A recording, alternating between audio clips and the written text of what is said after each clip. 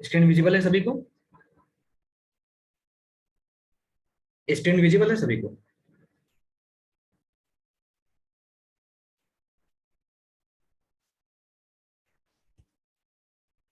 ठीक है। तो चूंकि जैसे मैं कह रहा था, धृतराष्ट्र ने यहाँ पे कहा धर्म भूमि कुरुक्षेत्र में। वो धर्म भूमि क्यों कहलाई? क्योंकि वहां पे जितने भी ऋषि महर्षि, जितने भी तपस्वी लोग थे, उन्होंने उसी भूमि पर तपस्या की थी।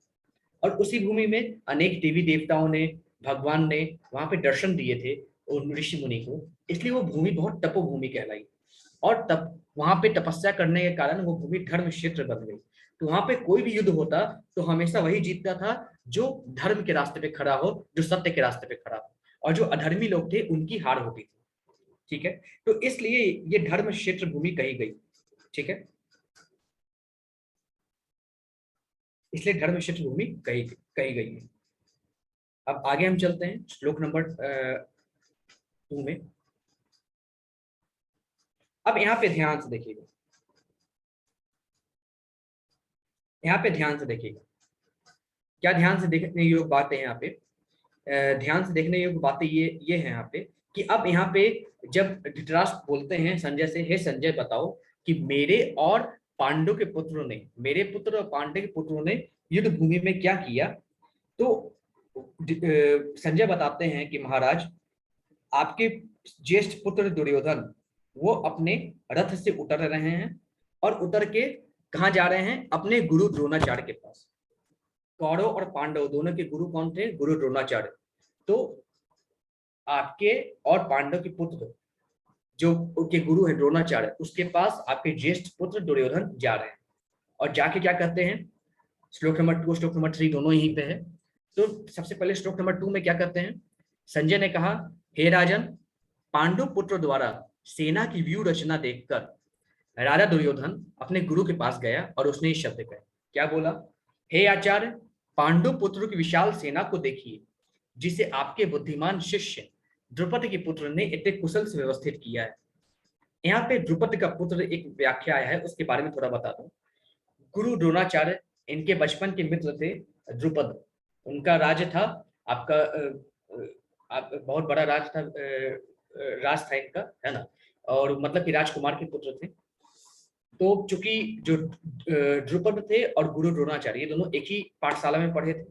चूंकि द्रुपद राजकुमार थे, एक राजा के पुत्र थे, एक राजा के बेटे थे, तो आगे जाके वो राजा हुए, है ना। लेकिन गुरु द्रोणाचार्य एक ब्राह्मण थे, आगे जाके थोड़े से गरीब ब्राह्मण। तो हुआ क्या कि इतनी गरीबी आ गई तो उन्होंने सोचा कि मेरा मित्र राजा है, उससे कुछ सहायता मांग ली जाए। तो जब द्रोणाचार्य अपने मित्र के पास पहुंचे, दोस्त के पास पहुंचे, तो उसके राजा जो द्रुपद है उसने उसको पहचानने से ही इनकार कर दिया। कहा कि तुम भिखारी लोग मुझे अपना दोस्त बनाने आ जाते हो। और बहुत अनुचित वचन कहे द्रोणाचार्य को। तो फिर द्रोणाचार्य ने संकल्प किया कि मेरे दोस्त को अहंकार हो गया है और इसका अहंकार तोड़ना आवश्यक है। तो इसने अपने शिष्यों को ट्रेंड किया और कहा कि जाओ द्रुपद से आधा राज्य छीन लाओ। तो वो जितने भी शिष्य थे इनके, पांडव कौरव सभी लोग गए और द्रुपद को पराजित करके आधा राज्य छीन लाए। और जिसको द्रोणाचार्य ने अपने पुत्र अश्वत्थामा को दिया था राज्य। ठीक है। फिर उसके बाद क्या हुआ कि द्रुपद ने एक बहुत विशाल यज्ञ किया और देवताओं से एक पुत्र मांगा। और कहा कि मुझे एक ऐसा पुत्र चाहिए जो गुरु द्रोणाचार्य का सर धड़ से अलग कर सके, उनकी हत्या कर सके। तो देवताओं ने ऐसा पुत्र दिया जिसका नाम था धृष्टद्युम्न। और साथ में उस यज्ञ से एक पुत्री भी उत्पन्न हुई जिसका नाम था द्रौपदी। तो उनको कहा जाता है यज्ञ से उत्पन्न हुई थे दोनों, एक धृष्टद्युम्न और द्रौपदी। तो यहाँ पे जो द्रुपद का पुत्र है वो धृष्टद्युम्न है। आगे चल के धृष्टद्युम्न को शिक्षा दीक्षा सब कुछ गुरु द्रोणाचार्य ने ही दी थी। चूंकि आगे चल के इन दोनों में जो द्रुपद थे और गुरु द्रोणाचार्य में मित्रता हो गई थी, दोस्ती हो गई थी। तो आगे चल के जो द्रुपद के जो पुत्र थे यानी धृष्टद्युम्न, उसको शिक्षा किसने दी थी? गुरु द्रोणाचार्य ने। तो वही दुर्योधन कर रहा है, कह रहा है, हे आचार्य, पांडव पुत्रों की विशाल सेना को देखिए, जिसे आपके बुद्धिमान शिष्य जो द्रुपद का पुत्र है धृष्टद्युम्न, उसने इतने कुशलता के साथ व्यवस्थित किया है। जरा देखिए पांडवों की सेना को। जाके गुरु द्रोणाचार्य से कह रहा है। देख सकते कितना डरा हुआ है, सहमा हुआ है दुर्योधन। ठीक है। फिर उसके बाद आगे श्लोक नंबर 4 में श्लोक नंबर 4 में आगे क्या कहते हैं? अत्र शुरा महेश्वासा भीमार्जुन समायुधि युयुधानो विराटश्च द्रुपदश्च महारथः। अब दुर्योधन क्या कहते हैं द्रोणाचार्य से? हे गुरुदेव, इस सेना में भीम और अर्जुन के समान युद्ध करने वाले वीर धुरंधर हैं, यथा महारथी युयुधान, विराट तथा द्रुपद। तब अर्जुन पांडव की सेना, यहाँ पे जो कौन आपके दुर्योधन है, द्रोणाचार्य के सामने पांडवों की सेना का बखान कर रहे हैं। गुरुदेव देखिए, आपके शिष्य धृष्टद्युम्न ने कितनी अच्छे तरीके से पांडवों की सेना को व्यवस्थित किया है। उस सेना में भीम और अर्जुन नामक महारथी हैं, अनेक वीर धुरंधर हैं। भीम और अर्जुन के समान कई ऐसे वीर हैं जो इस युद्ध में लड़ाई करने आए हैं। उनके साथ महारथी युयुधान, विराट, राजा विराट, द्रुपद और उसके साथ अन्य कई ऐसे राजा हैं जो भीम और अर्जुन के समान शक्तिशाली हैं। फिर आगे दुर्योधन कहता है, धृष्टकेतुश्च चेकिताना कौशिराजश्च वीर्यवान् पुरुजित कुंती भोजश्च शैब्यश्च नरपुंडवः। अब यहाँ पे कौन कह रहा है? दुर्योधन द्रोणाचार्य से कि इनके साथ ही धृष्टकेतु, चेकितान, काशीराज, पुरुजित, कुंती भोज तथा शैव्य जैसे महान शक्तिशाली योद्धा है। तो यहाँ पे दुर्योधन कह रहा है कि देखिए ये योद्धा इनके सेना में है। धृष्टकेतु भी है, चिकितान भी है, काशीराज भी है यानी बनारस के राजा, पुरुजीत हैं, कुंती भोज हैं तथा शैव जैसे महान शक्तिशाली योद्धा भी पांडव के पास है। फिर आगे कहते हैं दुर्योधन, युधामन्युश्च विक्रांत उत्तमौजाश्च वीर्यवान सौभद्रो द्रौपदेयाश्च सर्व एव महारथा। और दुर्योधन कहता है आगे, पराक्रमी युधामन्यु, अत्यंत शक्तिशाली उत्तमौजा, सुभद्रा का पुत्र तथा द्रौपदी के पुत्र, ये सभी के सभी महारथी पांडवों के पास है। फिर आगे कहता है, अस्माकं तु विशिष्टा ये तान् निबोध दविजोत्तमं नायका मम सैन्यस्य संजिज्ञार्थं तान् ब्रवीमीते। अब यहाँ पे क्या कहता है दुर्योधन, किंतु हे ब्राह्मण श्रेष्ठ, हे गुरुवर, आपकी सूचना के लिए मैं बता दूं, अपनी सेना में, कौरव सेना में भी उन नायकों के बारे में बता दूं जो मेरी सेना को संचालित करने के में विशेष रूप से निपुण है। अभी तो मैंने आपको पांडवों के विषय में बताया कि किस प्रकार से आपके जो शिष्य हैं धृष्टद्युम्न ने पांडवों की सेना को व्यवस्थित किया हुआ है, अच्छी तरीके से अरेंज किया है, साथ में कौन कौन महारथी उधर से युद्ध कर रहे हैं। अब जरा अपनी सेना के बारे में बता दूं, हे ब्राह्मण श्रेष्ठ, मेरे सेना के बारे में सोचिए, सुनिए मेरे सेना के बारे में। भवान भीष्मश्च कर्णश्च कृपश्च समिति अंजयः अश्वत्थामा विकर्णश्च सौमदत्ति अस्तथैव च। यहाँ पे दुर्योधन बोलता है, हे द्रोणाचार्य, हे ब्राह्मण श्रेष्ठ, मेरी सेना में स्वयं आप, भीष्म पितामह, कर्ण, कृपाचार्य, अश्वत्थामा, विकर्ण तथा सोमदत्त का पुत्र भूरिश्रवा आदि है जो युद्ध में सदैव विजयी रहे। अब जरा मेरी सेना के बारे में सुनिए, हे गुरु द्रोणाचार्य, मेरी सेना में आप लड़ाई कर रहे हैं। भीष्म पितामह, कर्ण, कृपाचार्य, अश्वत्थामा, विकर्ण तथा सोमदत्त का पुत्र भूरिश्रवा, जिनको युद्ध में कोई मार ही नहीं सकता, तो हमारी जो जीत निश्चित है ना गुरुदेव। फिर आगे कहता है दुर्योधन, अन्ये च बहवः सुरा मदर्थे त्यक्तजीविताः नाना शस्त्रे प्रहरणाः सर्वे युद्ध विशारदाः। अब आगे कहता है, कौन कहते हैं? दुर्योधन, हमारी शक्ति अपरिमेय है और हम सब पितामह द्वारा भली भांति संरक्षित हैं, जबकि पांडवों की शक्ति भीम द्वारा भली भांति संरक्षित होकर भी सीमित है। तो यहाँ पे दुर्योधन कहता है कि हम लोग पूर्ण रूप से भीष्म पितामह द्वारा संरक्षित हैं, उनके छत्र छाया में हैं, और पांडव भी भीम के छत्र छाया में हैं, लेकिन भीम की शक्ति सीमित है जबकि पितामह की शक्ति असीमित है, और हमारी शक्ति अपरिमेय है। हमारे यहाँ ऐसे ऐसे योद्धा हैं जो कभी मर ही नहीं सकते, जिनकी मृत्यु समान रूप से असंभव है, और उनके पास भीम है, अर्जुन है, अनेक तरह के महारथी हैं। उन लोगों की शक्तियां सीमित हैं, परंतु हमारी शक्तियां असीमित हैं, और भीष्म पितामह हमारे साथ है जिनको इच्छा मृत्यु का वरदान है, जिनको तो कोई मार ही नहीं सकता।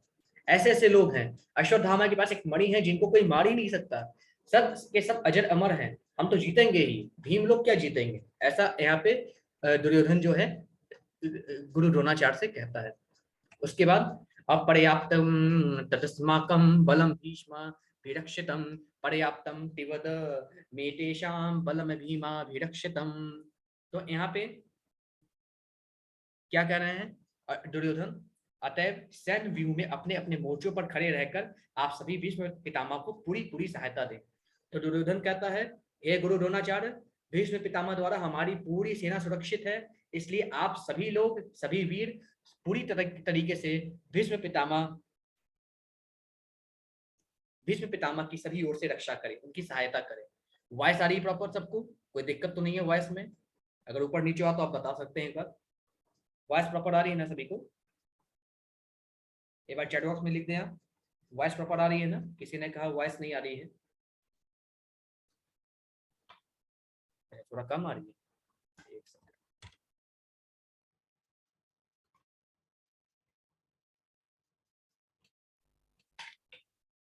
तो यहाँ पे दुर्योधन क्या करता है कि हमारी सेना भीष्म पितामह द्वारा पूरी तरीके से सुरक्षित है, इसलिए आप सभी लोग भीष्म पितामह की रक्षा करें, उनकी सहायता करें।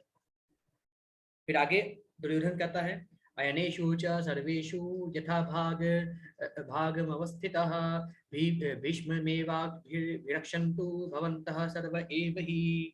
अब यहाँ पे दुर्योधन कहते हैं, तब कुरुवंश के वयोवृद्ध परम प्रतापी एवं वृद्ध पितामह ने सिंह गर्जना की सी ध्वनि करने वाले अपने शंख को उच्च स्वर में बजाया, जिससे दुर्योधन को हर्ष हुआ। ये सारी बातें दुर्योधन और द्रोणाचार्य के बीच हो ही रही थी कि अचानक भीष्म पितामह जी ने अपना दिव्य शंख बजाना स्टार्ट किया, जिससे दुर्योधन को खुशी हो गई। अब युद्ध स्टार्ट होगा, भीष्म पितामह सबको मार डालेंगे और हम युद्ध जीत जाएंगे, ऐसा दुर्योधन सोच रहा है। ठीक है, फिर आगे श्लोक नंबर 12 में, तस्य संजन्येन हर्षं कुरुवृद्धः पितामह सिंहनादं विनद्योच्चैः शंख दद्मो प्रतापवान। तो यहाँ पे अब यहाँ पे संजय क्या बोलता है, तब कुरुवंश के वयोवृद्ध परम पितापी इस तरीके से उन्होंने अपना शंख बजाया, ऐसा संजय यहाँ पे बोलते हैं। फिर उसके बाद ततः शंखाश्च भैर्यश्च प्रणवान कगोमुखः सह सैवाभ्य हन्यन्त स शब्दस्तु मूलो अभवत। तो यहाँ पे दूसरी ओर से श्वेत घोड़ों द्वारा खींचे जाने वाले विशाल रथ पर आसीन कृष्ण तथा अर्जुन ने अपने अपने दिव्य शंख बजाए। जब भीष्म पितामह ने अपना शंख बजाया, उसके बाद भगवान कृष्ण, श्वेत अश्वों पे विराजित भगवान कृष्ण जो कि अर्जुन के सारथी बने हैं, उन्होंने भी अपना शंख बजाया और अनेक महारथियों ने भी अपना अपना शंख बजाया। तस्वीत, ठीक है, तो इस प्रकार से सभी ने अपना शंख बजाया। पांचजन्यम ऋषिकेशो देवदत्तम धनंजयः पौंडरम दधमो महाशंख भीमकर्मा वृकोदरः। तो यहाँ पे अब यहाँ पे क्या कहा जा रहा है, यहाँ पे कहा जा रहा है कि भगवान कृष्ण के शंख का नाम था पांचजन्य शंख। भगवान कृष्ण ने अपना पंचजन्य शंख बजाया, अर्जुन ने देवदत्त शंख बजाया तथा अति भोजी एवं अति मानवीय कार्य करने वाले भीम ने पौंड्रक नामक शंख बजाया। तो यहाँ पे शंखों के नाम है, भगवान कृष्ण ने अपना पांचजन्यक नामक शंख बजाया, अर्जुन ने देवदत्त शंख बजाया और भीम ने पौंड्र नामक शंख यहाँ पे बजाया। फिर आगे श्लोक नंबर 16, 17, 18 में कहा गया है, अनंत विजयम राजा कुंती पुत्र युधिष्ठिर नकुल सहदेवश्च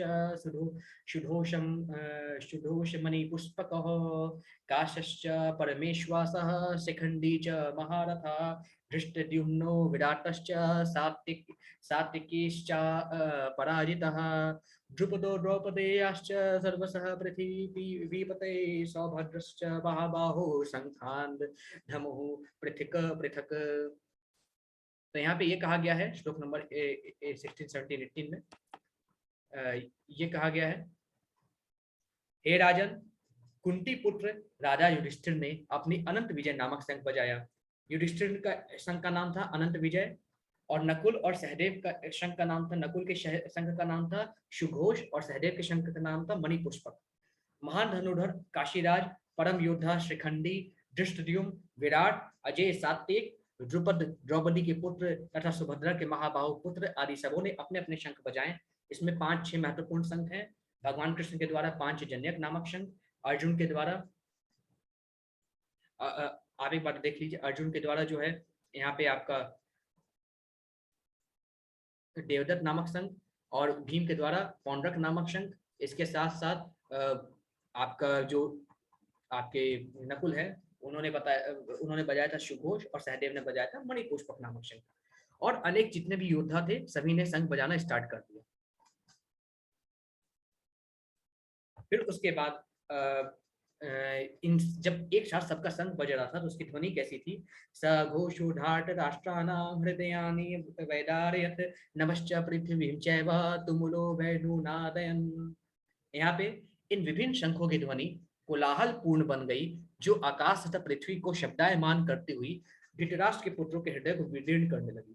तो शंख की इतनी भयंकर आवाज थी पांडवों की ओर से कि पृथ्वी, आकाश, हर जगह सिर्फ और सिर्फ शंख की आवाज सुनाई दे रही थी, और जितने भी कौरव के योद्धा थे सभी के दिल घबराने लगे सिर्फ और सिर्फ इस शंख का आवाज सुन के। फिर आगे कहा गया है, अथा व्यवस्थितान् दृष्ट्वा धार्तराष्ट्रन् कपिध्वजः परिवर्तते शस्त्र संपाते धनुरुद्यम्य पांडवः ऋषिकेशं तदा वाक्यमिदः महामहीपते। उस समय हनुमान से अंकित ध्वजा लगे रथ पर आसीन पांडु पुत्र अर्जुन अपना धनुष उठाकर तीर चलाने के लिए उद्यत हुआ। हे राजन, धृतराष्ट्र के पुत्रों को व्यू में खड़ा देखकर अर्जुन ने श्री कृष्ण से वचन गए। तो उस समय अर्जुन के रथ पर स्वयं भगवान कृष्ण थे, ऊपर ध्वजा लगा हुआ था, झंडा लगा हुआ था जिसपे हनुमान जी स्वयं आसीन थे। तो उस समय उस रथ पे जहां पे हनुमान जी आसीन हो, भगवान कृष्ण सारथी बने हो, पांडव पुत्र अर्जुन ने अपने धनुष उठाया और तीर चलाने के लिए खड़ा हुआ। उसके बाद हे राजन, धृतराष्ट्र के पुत्रों को व्यू में खड़ा देखकर अर्जुन ने श्री कृष्ण से वचन कहे। तो संजय कहता है धृतराष्ट्र से कि हे राजन, अब अर्जुन अपना धनुष उठा के तीर चलाने के लिए खड़ा हुआ, क्योंकि अब युद्ध स्टार्ट होने जा रहा है। लेकिन तभी अचानक हे राजन, अर्जुन भगवान कृष्ण से कुछ कहते हैं। क्या कहते हैं? हे अच्युत, कृपया करके मेरे रथ को दोनों सेनाओं के बीच में ले चले। अब भगवान ने अपनी माया डाल दी अर्जुन पे, अपनी माया डाल दी। तो इस प्रकार से अर्जुन भ्रमित हो गए और अर्जुन के मन में कई संशय उठने लगे। तो उन्होंने कहा कि क्यों ना एक बार निरीक्षण कराएं, किसको किसके साथ युद्ध करना है, अपने ओर से कौन कौन लड़ाई कर रहा है, कौरव की ओर से कौन कौन लड़ाई कर रहा है, एक बार देख आए। तो अर्जुन ने कहा, हे अच्युत, कृपया करके मेरा रथ दोनों सेनाओं के बीच में ले चले, जिससे मैं यहाँ की युद्ध की अभिलाषा रखने वालों को और शस्त्रों की इस महान परीक्षा में जिनसे मुझे संघर्ष करना है उन्हें देख सकूं। तो यहाँ पे अर्जुन कहते हैं, हे अच्युत, अच्युत नाम भगवान कृष्ण का है, हे अच्युत, कृपया करके मेरे रथ को दोनों सेनाओं के बीच में ले चले, जिससे मैं यहाँ युद्ध करने आए प्रत्येक व्यक्ति का निरीक्षण कर सकूं, जो अपने प्राणों को दांव पे लगाकर हमसे युद्ध करने आए हैं या हमारी ओर से युद्ध करने आए हैं। फिर उसके बाद योतस्य मानान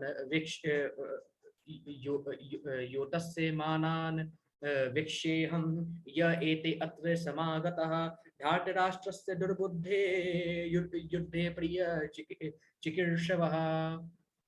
तो यहाँ पे अर्जुन कहते हैं, मुझे उन लोगों को देखने दीजिए जो धृतराष्ट्र के दुर्बुद्धि पुत्र को प्रसन्न करने की इच्छा से लड़ने आए हैं। तो यहाँ पे अर्जुन कहता है, भगवान मेरे रथ को दोनों सेनाओं के मध्य ले चलिए, मुझे उन सभी को देखना है जो दुर्योधन की ओर से लड़ाई करने आए।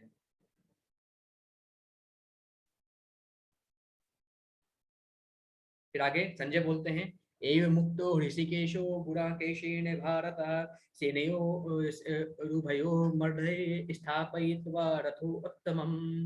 अब यहाँ पे संजय कहते हैं धृतराष्ट्र से, हे भरतवंशी, अर्जुन द्वारा इस प्रकार संबोधित किए जाने पर भगवान कृष्ण ने दोनों सेनाओं के बीच में, दोनों दलों के बीच में उत्तम रथ को लाकर खड़ा कर दिया।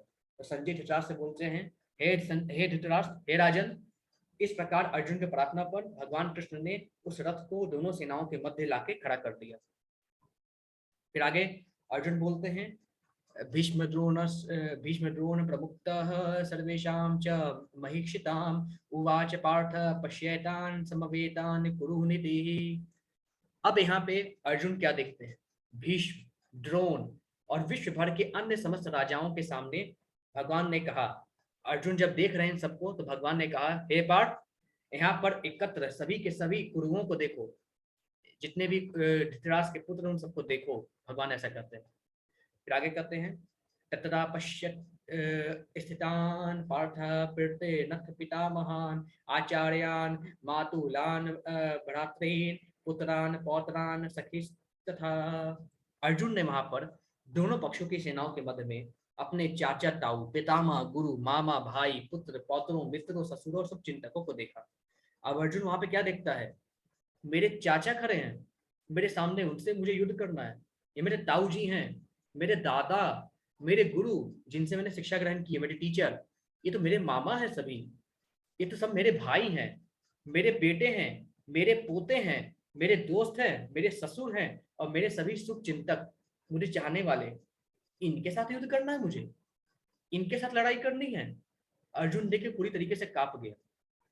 जब अर्जुन ने देखा, अरे मेरे सामने मेरे चाचा, मेरे ताऊ जी, मेरे फुफ्फा जी, मेरे दादाजी, मेरे गुरु, मेरे मामा, मेरे भाई, मेरे बेटे, मेरे पोते, मुझे क्या अपने पोते को मारना पड़ेगा? मेरे पोते, मेरे ससुर, मेरे शुभ चिंतक सभी लोग यहाँ पर हैं, इनके साथ युद्ध करना है क्या मेरे को? फिर आगे यहाँ पे कहते हैं अर्जुन ये सारी चीज देख के, सबसुरान सुहृदश्चैव सेनयोरुभयोरपि तानस्य वीक्ष्य स कौन्तेयः क्षणमाणे बन्धु नमस्थितान्। जब कुंती पुत्र अर्जुन ने मित्रों तथा संबंधियों की इन विभिन्न श्रेणियों को देखा तो वो करुणा से अभिभूत हो गए और इस प्रकार बोले। इन सभी को देख के उनके दिल में करुणा भर आई, वो रोने लगे और इस प्रकार से भगवान कृष्ण से बोले। क्या बोले? अर्जुन वाचः कृपया पर्याविष्टो विशीर्त्रिदम् अब्रवीत् दृष्टेवं स्वजनं कृष्ण युयुत्सुं समुपस्थितम्। यहाँ पे अर्जुन बोलते हैं, हे कृष्ण, इस प्रकार युद्ध की इच्छा रखने वाले मित्रों तथा संबंधियों को अपने समक्ष उपस्थित देखकर मेरे शरीर के अंग कांप रहे हैं, मेरा मुंह सूखा जा रहा है।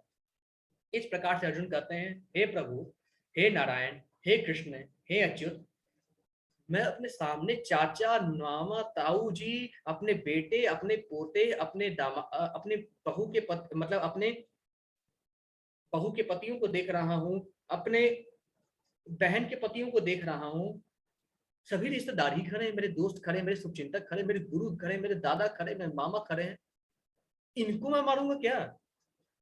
युद्ध इनसे करना पड़ेगा? अरे मैं अपने पोते को कैसे मारूंगा, अपने बेटे को कैसे मारूंगा, अपने दादा को मारूंगा, अपने गुरु को मारूंगा? प्रभु मेरा अंग कांप रहा है ये सारे दृश्य देखकर, ये सब क्यों खड़े हैं मेरे सामने, मेरा मुख सूखा जा रहा है प्रभु, मुझसे बर्दाश्त नहीं हो रहा है। फिर आगे, सिदंती मम गात्राणि मुखम च परिशुष्यति वेपथुश्च शरीरे मे रोमहर्षश्च जायते। फिर अर्जुन कहते हैं, मेरा सारा शरीर कांप रहा है, मेरे रोम रोम खड़े हो गए, रोंगटे खड़े हो गए, मेरा गांडीव धनुष मेरे हाथ से सरक रहा है, मेरी त्वचा जल रही है।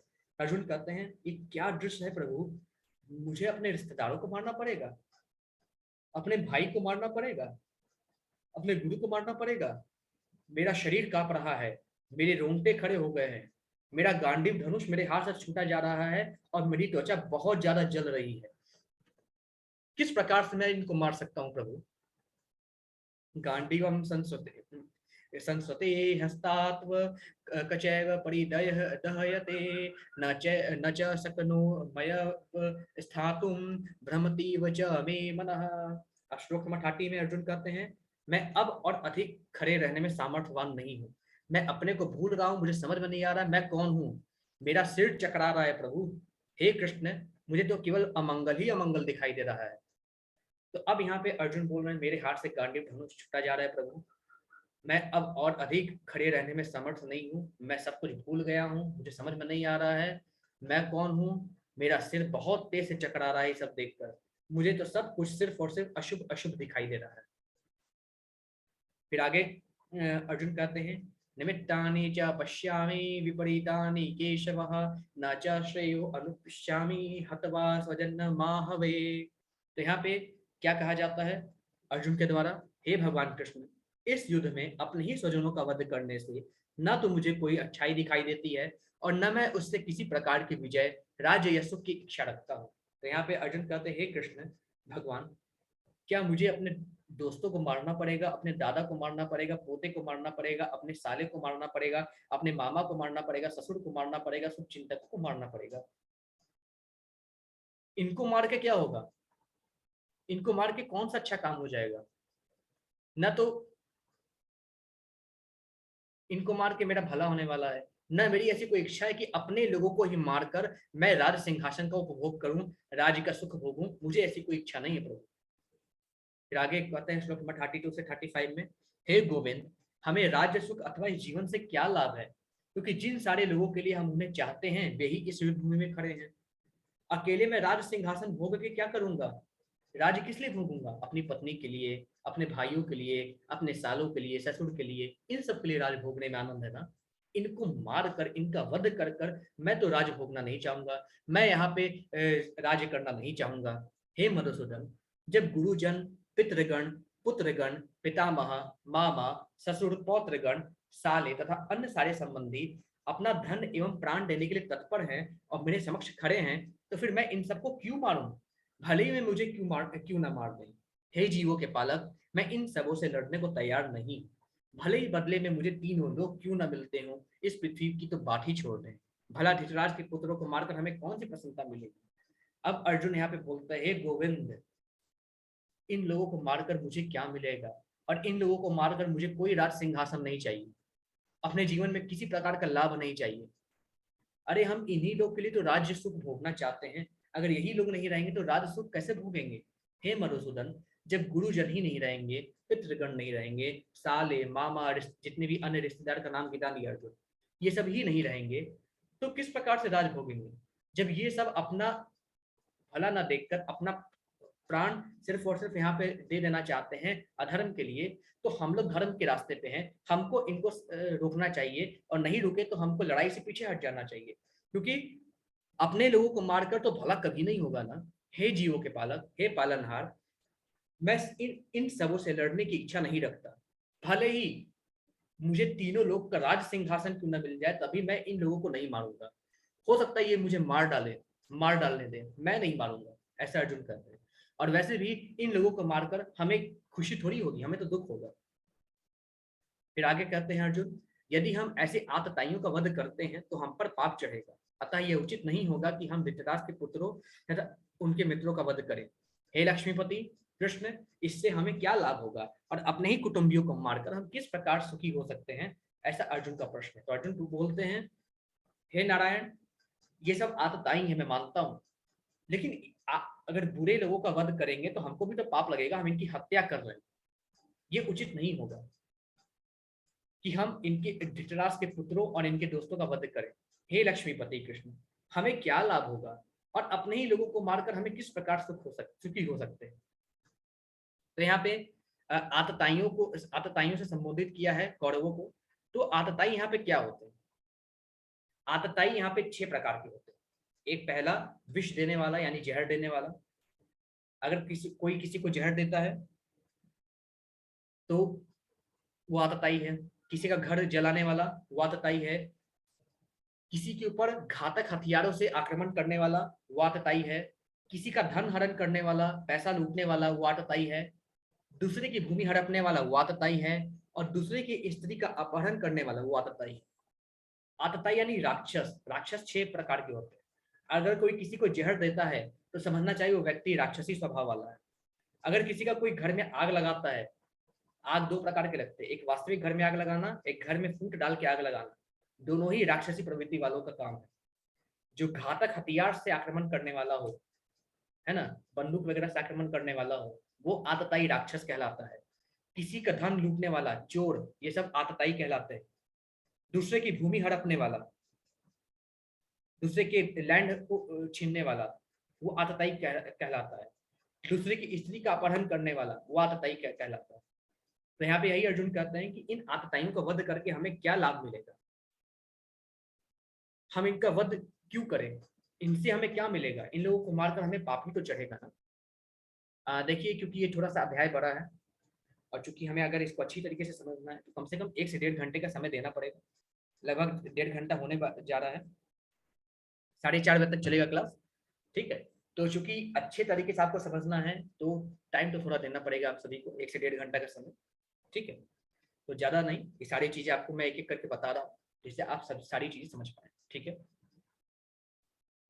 फिर आगे जो है अर्जुन बोलते हैं, तस्मान्नाहार वयम हंतु धार्त राष्ट्रान सव बांधवान स्वजनम ही कथम हत्वा सुखिनः श्याम माधवः। तो यहाँ पे अब जो है धृतराष्ट्र मतलब कि अब यहाँ पे अर्जुन कहते हैं, इसलिए हे माधव, हमारे लिए अपने ही बांधव धृतराष्ट्र पुत्रों को मारना उचित नहीं है, क्योंकि अपने ही कुटुंबियों को मारकर हम कैसे सुखी होंगे, जरा ये बताइए। अपने ही लोगों को मारकर किस प्रकार से सुखी हो सकते हैं। फिर आगे अर्जुन कहते हैं,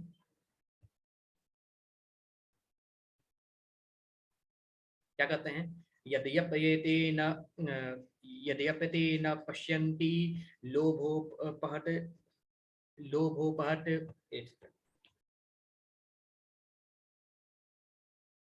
लोभोपहत चेतसः कुलक्षयकृतं दोषं मित्रद्रोहे च पातक्रम।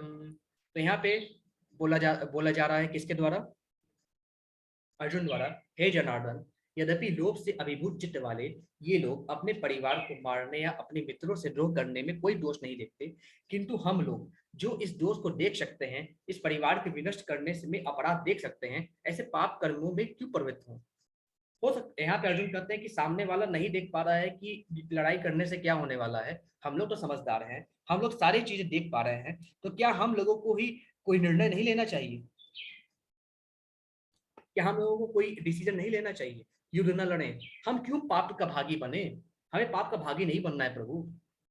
हम अपने ही लोगों को मारकर हम जानते हैं हम पाप करेंगे, वो लोग नहीं जान पा रहे हैं, धृतराष्ट्र के पुत्र गुरुजन नहीं जान पा रहे हैं कि ये पाप है, हम जानते हैं, तो हम ही युद्ध छोड़ दें। क्यों नहीं हम युद्ध छोड़ दें, क्यों ना हम लड़ाई छोड़ दें। ऐसा यहाँ पे अर्जुन बोलते हैं भगवान से, ठीक है। फिर आगे अर्जुन बोलते हैं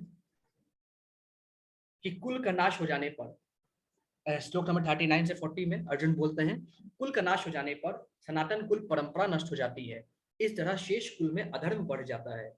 हे कृष्ण, जब कुल में अधर्म प्रमुख हो जाता है तो कुल की स्त्रियां दूषित हो जाती हैं और स्त्रीत्व के पतन से हे वृष्णिवंशी अवांछित संतानों उत्पन्न होती है। तो यहाँ पे अर्जुन बोलते हैं कि जब इस प्रकार से अगर हम अपने कुटुंबियों को ही मार देंगे तो कुल का नाश हो जाएगा, कुल के नाश हो जाने पर कुल की परंपरा नष्ट हो जाती है, इस तरीके से समस्त कुल में अधर्म फैल जाएगा। अधर्म फैलने से क्या होगा कि जितने भी कुल की स्त्रियां हैं अधर्म के कारण उनको दूसरे पुरुष आके उनके साथ संतान उत्पन्न करेंगे, और फिर जो अवैध संतान उत्पन्न होंगी, मतलब कि जो पापी संतानें उत्पन्न होंगी, वो धर्म को नहीं जानेंगी, क्योंकि गुरुजन की हत्या हो चुकी होगी, दादाओं की हत्या हो चुकी होगी, तो वे सही मार्ग नहीं दिखाएंगे, तो आने वाली जो संतानें हैं वो अधर्मी हो जाएगी। अब पूर्वजों को पानी देने तक वाला कोई नहीं उपलब्ध होगा, ऐसा अर्जुन यहाँ पे कह रहे हैं। फिर अर्जुन यहाँ पे और कहते हैं कि हे भगवान, सर्करो नरकायैव कुलघनानां कुलस्य च पतन्ति पीतरो हैषां लुप्तपिण्डोद क्रियः। फिर अर्जुन कहते हैं, हे प्रभु, अवांछित संतानों की वृद्धि से निश्चय ही परिवार के लिए तथा पारिवारिक परंपरा को विनष्ट करने वालों के लिए नारकिक जीवन उत्पन्न होता है। ऐसा पतित कुलों के पुरखे पीटर लोग गिर जाते हैं, क्योंकि उन्हें जल तथा पिंड दान देने की क्रियाएं समाप्त हो जाती हैं। तो यहाँ पे अर्जुन कहते हैं, प्रभु, ऐसे अवांछित संतानें जब उत्पन्न होती हैं तो निश्चय ही परिवार के लिए घातक होता है। जो इनके पूर्वज हैं, जो जा चुके हैं शरीर छोड़ के, उनको ना प्रॉपर तरीके से सही समय पे पानी मिलता है, न जल मिलता है, न पिंडदान की क्रियाएं होती हैं, और आगे जाके जो आने वाली संतान है वो धर्म का पालन नहीं करती, आगे आने वाले लोगों को धर्म नहीं मिल पाता, इसलिए उनके आने वाले वंशज नष्ट हो जाते हैं और पूर्वज भी नष्ट हो जाते हैं, और पूरे के पूरे कुल के लिए ये एकदम भयंकर विनाशकारी चीज साबित होता है। फिर आगे यहाँ पे अर्जुन कहते हैं, जो लोग कुल परंपरा को विनष्ट करते हैं और इस तरह अवांछित संतानों को जन्म देते हैं, उनके दुष्कर्मों से समस्त प्रकार की सामुदायिक योजनाएं तथा पारिवारिक कल्याण कार्य विनष्ट हो जाते हैं। तो ऐसी संतानों को जन्म देने वाले लोगों के कारण कुल परंपरा में, कुल में सभी के सभी कल्याणकारी कार्य विनष्ट हो जाते हैं। हे प्रजापालक कृष्ण, मैंने गुरु परंपरा से सुना है कि जो लोग कुल धर्म का विनाश करते हैं वह सदैव नरक में जाते हैं। तो हे प्रभु, मैंने सुना है कि जो लोग कुल धर्म का नाश करते हैं, कुल नाश करते हैं, ऐसे लोग नर्क की ओर जाते हैं, तो हम इनको मार के कुल का नाश नहीं करेंगे? हम नर्क की ओर नहीं जाएंगे क्या प्रभु?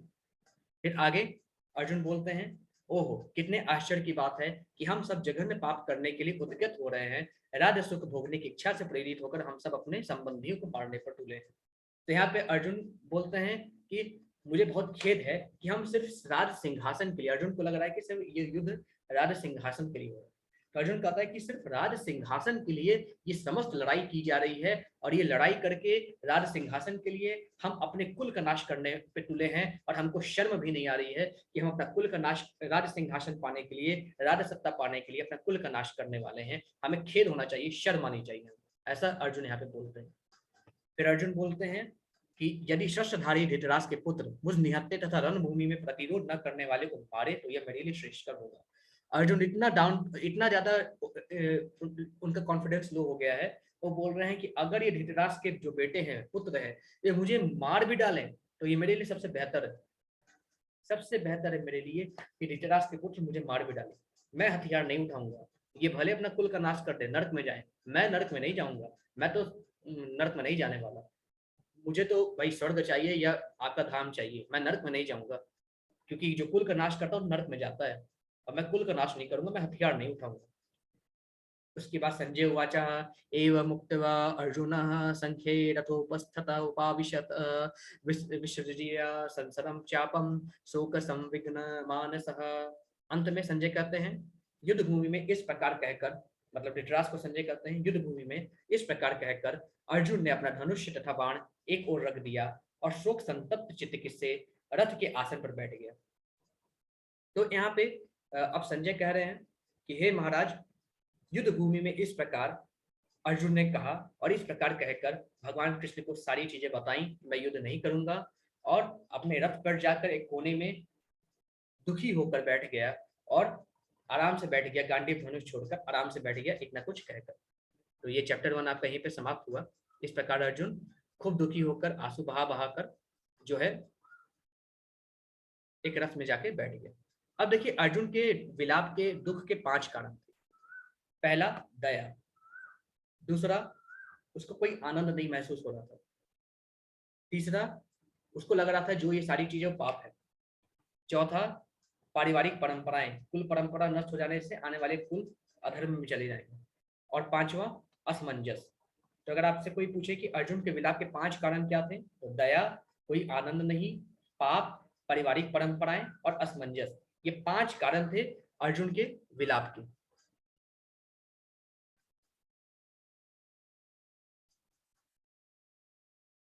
ठीक है, तो इस प्रकार से अर्जुन दुखी थे। तो इस प्रकार से आपका ये चैप्टर नंबर 1 यहीं पे समाप्त होता है। हरे कृष्ण सभी को। अब आपके अगर कोई प्रश्न हो, कोई क्वेश्चन हो, तो आप लोग एक एक करके अपने क्वेश्चन को, अपने प्रश्न को पूछ सकते हैं। ठीक है, अपने हैंड रेस कर सकते हैं, या चैट बॉक्स में जो भी प्रश्न अगर आप पूछना चाहें तो उस प्रश्न को आप पूछ सकते हैं। ठीक है, हरे कृष्ण। देखिए क्या है कि भगवत गीता को अगर अच्छे से समझना है, थोड़ा सा टाइम लगेगा, 1 घंटा, 1.5 घंटा, 2 घंटा, तो अपने जीवन से 1-1.5 घंटा, 2 घंटा भगवान के लिए तो निकाल ही सकते हैं आप सभी लोग, है ना? तो ये चीज अपने दिमाग में रखिए कि ऐसा नहीं कि 4 बजे का तो सब कुछ बंद कर देंगे। हम आपको चाहते हैं कि बेस्ट तरीके से सारी चीजें समझाएं, और ये सभी समझ पाएंगे आप जब आप प्रॉपर तरीके से क्लास में ध्यान देंगे। हम हर एक श्लोक का मीनिंग बताने की कोशिश करते हैं प्रॉपर तरीके से, जिससे आपको समझ में आए। ठीक है, अब आप एक एक करके अपना प्रश्न पूछ सकते हैं। आप सबसे पहले हैंड रेस कर लीजिए, जो हैंड रेस करना चाहें, हैंड रेस करके प्रश्न पूछना चाहें तो हैंड रेस का एक बार प्रश्न ले लेते हैं, फिर चैट बॉक्स में जितने भी क्वेश्चन आ रहे हैं उनका हम एक बार आंसर ले लेते हैं। ठीक है, आवाज सभी को आ रही है ना? प्रॉपर आवाज में कोई दिक्कत नहीं है ना? प्रॉपर आवाज आ रही है सभी को?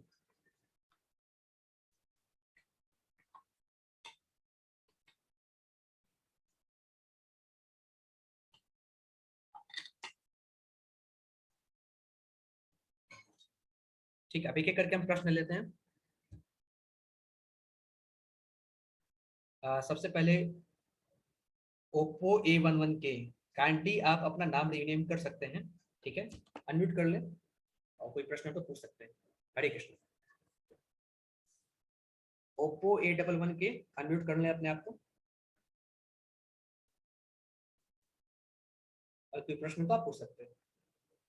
अनम्यूट कर ले ओप्पो A11 के। हरे कृष्णा। अगर अनम्यूट नहीं कर पा रहे तो काइंडली आप चैट बॉक्स में अपने प्रश्न लिख सकते हैं। हरे कृष्णा साक्षी माता जी, अनम्यूट कर लीजिए। राधे राधे। हरे कृष्णा। मेरे को आपसे ये पूछना था कि ये जो अब क्विज कॉन्टेस्ट होएगा ना, मतलब आज का, वो कैसे होगा? माता जी आप कल क्लास में थी? हाँ जी, वो तो थी। अब ना वहाँ पे डे 0 ही आ रहा है, डे 1 नहीं आ रहा है। जी माता जी, वो आएगा, मतलब कि शाम तक वो अपलोड हो जाएगा, तो आप उसको रेगुलर चेक करते रहिए। वो आपको डे 1 दिखाएगा, मतलब शाम को 6 बजे के बाद दिखाने लगेगा। ठीक है, तो उसके बाद आप डे 1 का क्विज कर सकते हैं। ठीक है माता जी। जी, और आपका बहुत बहुत धन्यवाद कि आज आपने बहुत अच्छे से पहले चैप्टर को बहुत अच्छे से क्लियर किया, एक एक चीज समझ आई। आपका बिल्कुल, धन्यवाद। बस रेगुलर आप जुड़े रहिए, बिल्कुल आपको सारी चीज़ अच्छे से समझ आएगी माता जी। जी, हरे कृष्ण माता जी। हरे कृष्णा। हरे कृष्ण भव्य जी, अनम्यूट कर लीजिए।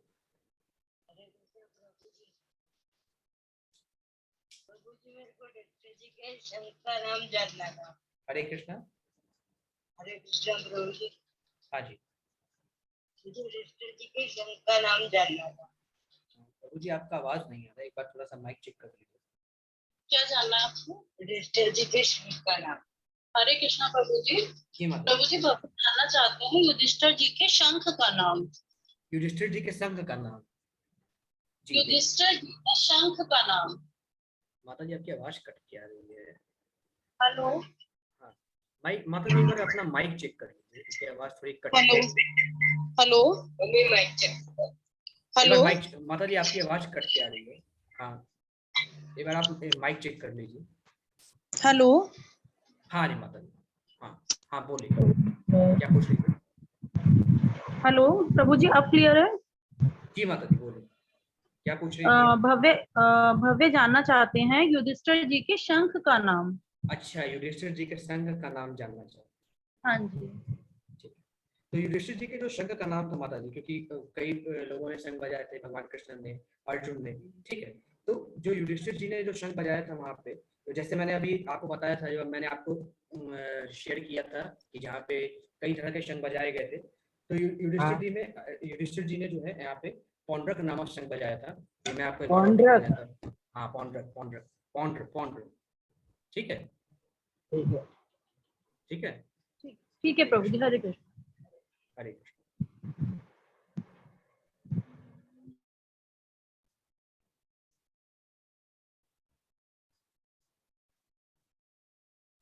और किसी कोई प्रश्न है तो हैंड रेज कर लीजिए।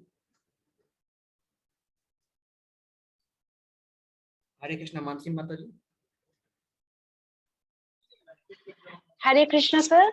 सर जी मुझे ये डाउट है, अभी आपने इसमें पौंड्रक बताया है, मगर उसमें जो अभी आप स्लाइड दिखा रहे थे उसमें अनंत विजय लिखा हुआ था। पौंड्रक जो था वो भीम के शंख का नाम था। जी। अच्छा, और क्या डाउट है आपका? सर बस यही डाउट था, बाकी तो आज आपने बहुत अच्छे से समझाया, बहुत अच्छे से समझ में आया सब ठीक कुछ। है, चलिए ठीक है, मैं एक बार क्लियर कर देता हूँ। ठीक है, जी देखिए, जी। हरे सबसे पहले कृष्ण कृष्ण सर। भगवान ने, हाँ जी हरे कृष्ण, कृष्ण भगवान ने पांचजन्यक नामक शंख बजाया था। ठीक है, युधिष्ठिर ने अनंत विजय नामक शंख बजाया था। ठीक है, भीम ने पौंड्र नामक शंख बजाया था। उसके बाद आपके जो नकुल है उन्होंने शुभघोष और सहदेव ने मणिपुष्पक नामक शंख बजाया था। ये 5 शंख हैं जो पांडवों ने और एक भगवान कृष्ण ने बजाया था। ठीक है, हरे कृष्ण। और किसी कोई डाउट हो, कोई प्रश्न हो तो आप लोग हैंड रेज कर सकते हैं या चैट बॉक्स में अपना प्रश्न लिख सकते हैं।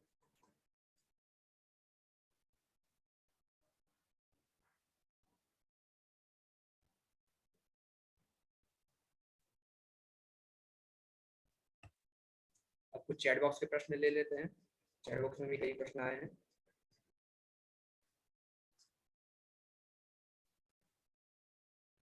चैट बॉक्स में आप सभी लोग जो है यूट्यूब चैनल को सब्सक्राइब कर दीजिएगा, क्योंकि वहाँ पे जो है मैं प्रॉपर तरीके से वीडियो वगैरह अपलोड करूँगा, ये सारे लेक्चर्स वहीं पर अपलोड होंगे।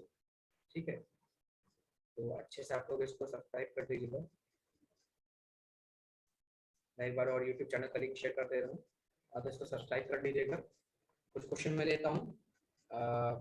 जी शुभम जी, और गलती से मेरे मुंह से निकल गया था। भीम जो है, पौंड्रक जो है भीम का था।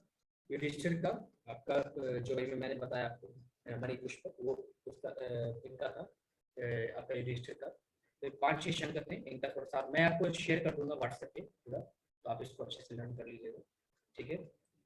और अंश प्रभु पूछते हैं कि जैसे कुछ लोग कहते हैं कि भगवान कृष्ण ने समय को रोक दिया, लेकिन अगर उन्होंने समय को रोका तो संजय भगवान और अर्जुन की बातों को कैसे देख और सुन पाए, और समय रुका तो किसी ने गीता कैसे लिखी, समय रुका होता तो अर्जुन के सिवा कोई सुनना पाता। प्रभु जी, ये कुरुक्षेत्र का समय सिर्फ रुका था, पूरे विश्व का समय नहीं रुका था, कुरुक्षेत्र का समय रुका हुआ था। कुरुक्षेत्र में उस समय समय रुक गया था, सिर्फ कुरुक्षेत्र के एरिया का समय रुका था, बाकी सब समय चल रहा था। जो त्रिकालदर्शी लोग थे उस रुके हुए समय में सिर्फ और सिर्फ भगवान कृष्ण और अर्जुन को देख पा रहे थे।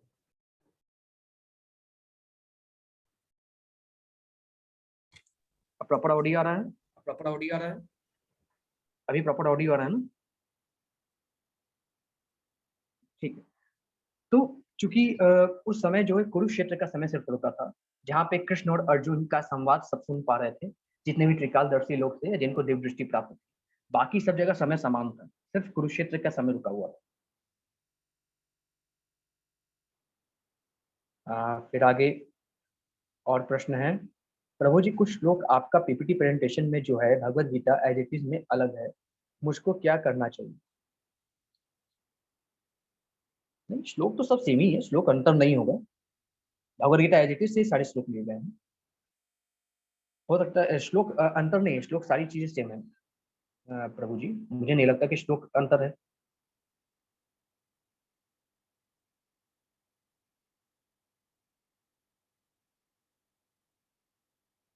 ठीक है, बाकी कोई प्रश्न है नहीं तो, और कोई अगर प्रश्न हो, कोई क्वेश्चन हो तो आप चैट बॉक्स में लिख सकते हैं, नहीं तो फिर हम क्लास एंड करते हैं। ठीक है, ठीक है, क्लास एंड करते हैं, कोई प्रश्न नहीं है। आप सभी लोग क्लास में बने रहें, बहुत बहुत शुक्रिया। और मैं फिर से कह रहा हूँ कि ये यूट्यूब चैनल आप सब्सक्राइब कर दीजिएगा, क्योंकि ये बहुत ज़रूरी है। इसमें जितने भी वीडियोस हैं सारी चीज़ आपको यहाँ पे मिल जाएंगे, जितने भी और सारी चीज़ें यहाँ पे मिलेंगी आपको, तो काइंडली इसको सब्सक्राइब कर दीजिएगा सभी लोग। और कल फिर हम यहाँ पे मिलेंगे चैप्टर नंबर 2 करने के लिए। तो चैप्टर नंबर 1 हो गया है, आज आपका क्विज भी आ जाएगा, तो काइंडली अपना क्विज भी स्टार्ट कर दीजिएगा सभी लोग। ठीक है, तो प्रॉपर तरीके से क्विज कीजिएगा, प्रॉपर तरीके से जो भी आपको यहाँ पे दिक्कत आ रही है वो सारी चीज़ आप पूछ सकते हैं। ठीक है, प्रीति माता जी का प्रश्न है, पहले के किंग्स पॉलीगैमी क्यों करते थे, मतलब वो लेजिटिमेट था?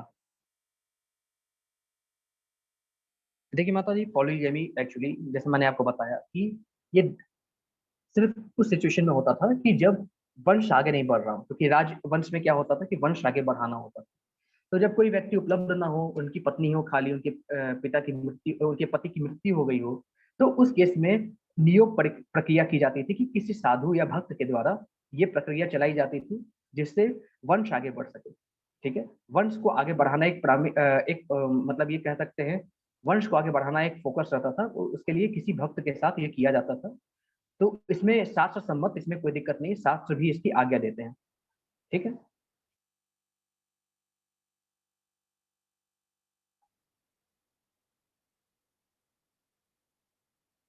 माता जी राजवंश में प्रथा थी, जितने भी क्षत्रिय थे उनकी प्रथा थी, एक से अधिक शादी कर सकते थे।